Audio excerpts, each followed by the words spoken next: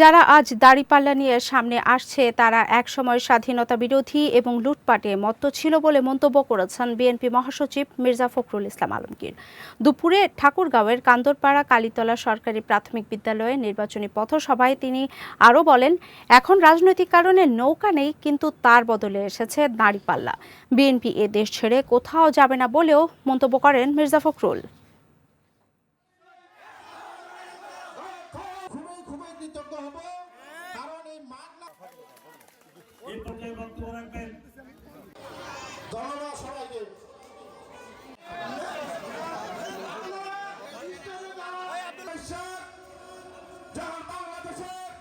যারা আজকে আপনাদের দাঁড়িপাল্লা নিয়ে আপনাদের সামনে আসতেছে ভোট চাওয়ার জন্য, ওরা কিন্তু সেদিন এই স্বাধীনতার বিরোধিতা করছে। যারা আমরা কৃষি কার্ডের কথা বলি, স্বাস্থ্য কার্ডের কথা বলি, আইন শৃঙ্খলা রক্ষার কথা বলি, শিক্ষার কথা বলি, স্বাস্থ্যের কথা বলি, তাদের হাতকে শক্তিশালী করলেই ইনশাআল্লাহ দেশ আগামী 5 বছর ভালো মতো